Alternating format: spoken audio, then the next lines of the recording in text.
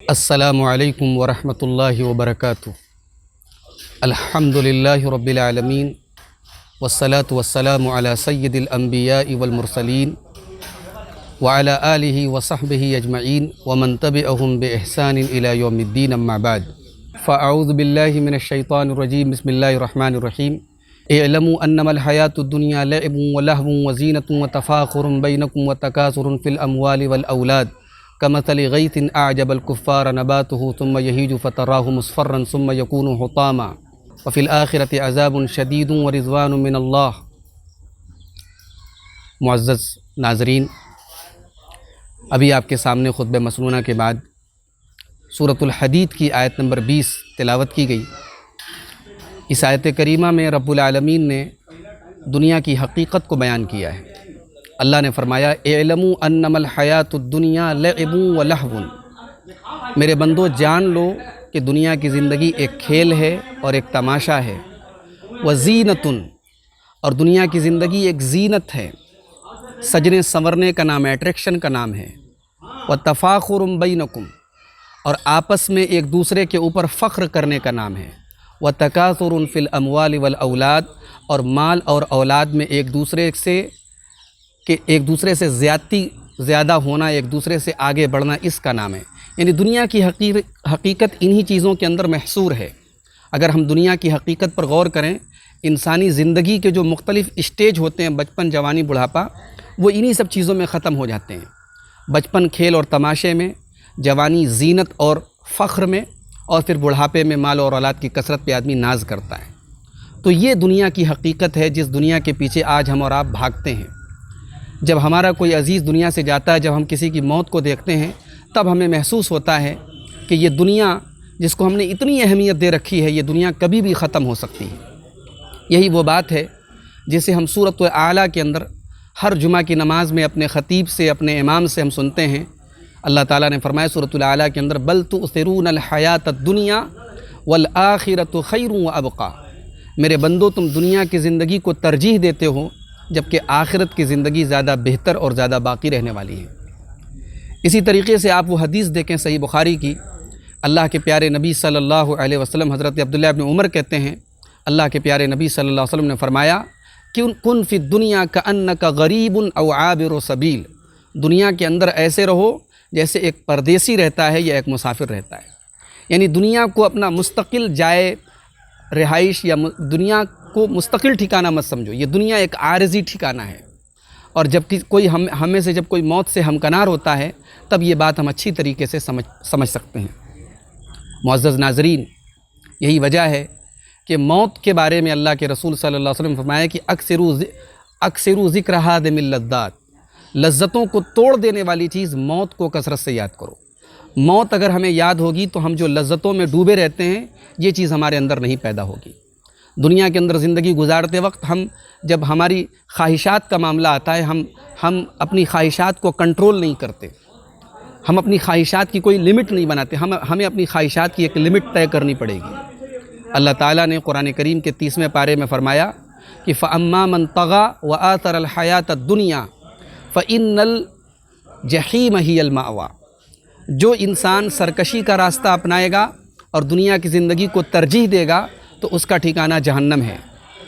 وَأَمَّا مَنْ خَافَ مَقَامَ رَبِّهِ وَنَهَى النَّفْسَ عَنِ الْهَوَىٰ، اور جو انسان اللہ تبارک و تعالیٰ کے سامنے کھڑے ہونے سے ڈرے گا اور اپنے نفس کو خواہشات سے روکے گا، فَإِنَّ الْجَنَّةَ هِيَ الْمَأْوَىٰ، اس کا ٹھکانہ جنت ہے۔ ناظرین، دنیا فانی کے اندر ہمیں اور آپ کو اپنی خواہشات کو کنٹرول کرنے کی ضرورت ہے۔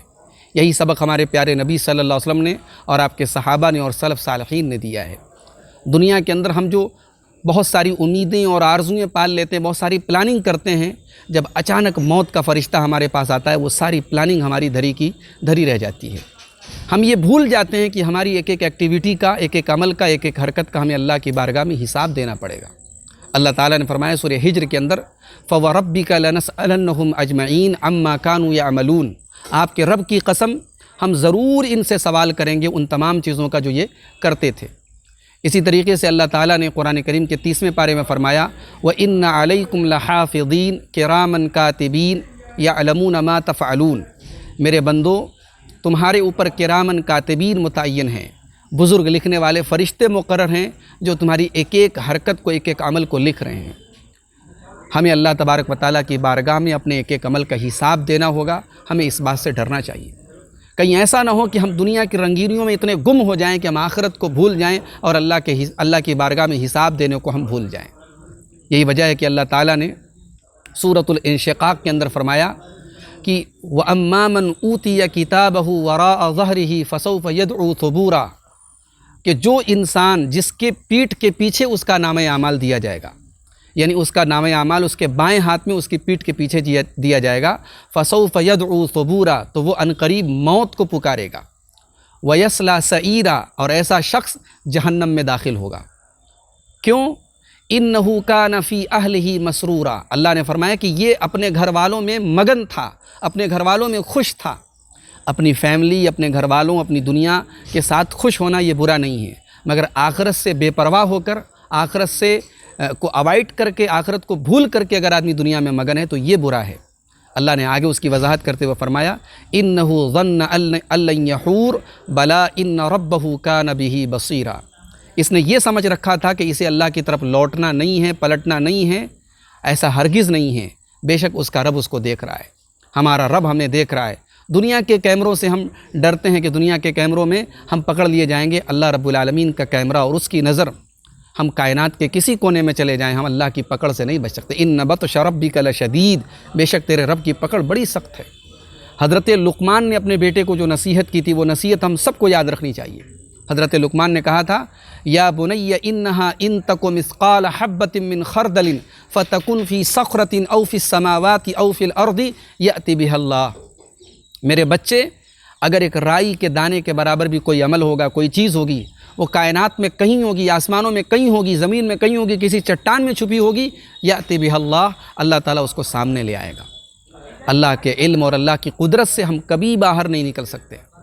اللہ کی پکڑ سے ہمیں اور آپ کو ڈرنا چاہیے، اور اس فانی دنیا پر ہمیں اتنا غرور نہیں کرنا چاہیے۔ وَمَا الْحَيَاةُ الدُّنْيَا إِلَّا مَتَاعُ الْغُرُورِ، یہ دنیا کی زندگی دھوکے کا گھر ہے، یہ اس دنیا نے ہمیں دھوکے میں ڈال کے رکھا ہے، اور اس کی لذتوں میں اور خواہشات میں ہم اتنے مبتلا اور اتنے غرق رہتے ہیں کہ ہم آخرت کو بھول جاتے ہیں۔ اللہ کے نبی صلی اللہ علیہ وسلم نے اسی لیے ہمیں موت کے بعد کی جو زندگی ہے، برزخ کی اور آخرت کی، اس زندگی کی تیاری کرنے کا حکم دیا ہے۔ معزز ناظرین، میری آپ سے یہی گزارش ہے کہ ہم اس دنیا فانی کی حقیقت کو سمجھیں، دنیا میں ہم زندگی گزاریں، لیکن اپنا اصل ٹارگٹ ہم آخرت کو بنا لیں۔ قارون کو اس کی قوم کے نیک لوگوں نے جو نصیحت کی تھی وہ یہی کی تھی وَابْتَغِ فِي مَا آتَاكَ اللَّهُ الدَّارَ الْآخِرَةَ وَلَا تَنْسَ نَصِيبَكَ مِنَ الدُّنْيَا، کہ اللہ تبارک و تعالیٰ نے تم کو دنیا کی جو دولت دی ہے، اس کے اندر تم اللہ کو راضی کرنے کا راستہ تلاش کرو، تم آخرت تلاش کرو، لیکن دنیا کا اپنا حصہ مت بھولو۔ دنیا کے جو حقوق ہیں، دنیا کی جو ذمہ داریاں ہیں وہ ہم ادا کریں، لیکن اصل مقصد ہم آخرت کو بنا لیں۔ اللہ تعالیٰ سے دعا ہے رب العالمین ہم سب کو اس کی توفیق عطا فرمائے، آمین۔ وآخر دعوانا ان الحمد للہ رب العالمین، والسلام علیکم ورحمۃ اللہ وبرکاتہ۔